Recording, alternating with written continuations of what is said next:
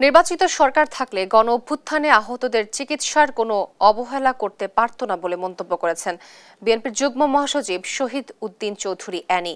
বৃহস্পতিবার সকালে চোখ হারানো 4 যুবকের খোঁজ নেওয়া শেষে সোহরাওয়ার্দী হাসপাতালে এসব কথা বলেন তিনি।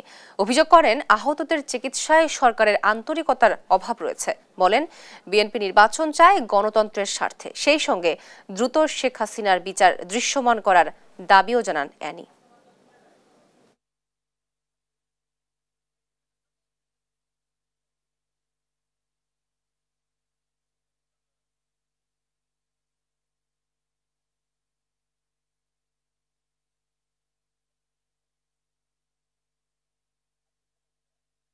আমাদের এই দেশে আজকে যদি একটা নির্বাচিত সরকার থাকতো, প্রকৃত নির্বাচিত সরকার থাকতো, এই দায়িত্ব এড়াতে পারত না।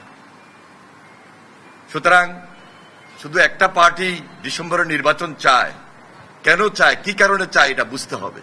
জনগণের স্বার্থে, দেশের স্বার্থে, জুলাই সর্বশেষ আন্দোলনের স্বার্থে বিগত 17 বছর আমরা যারা ত্যাগ স্বীকার করেছি, কষ্ট করেছি, যারা গুম হয়েছে, শহীদ হয়েছে, খুন হয়েছে, পঙ্গুত্ব বরণ করেছে, দৃষ্টিশক্তি হারিয়েছে, তাদের জন্য, দেশের জন্য, এই জন্য নির্বাচন চাই।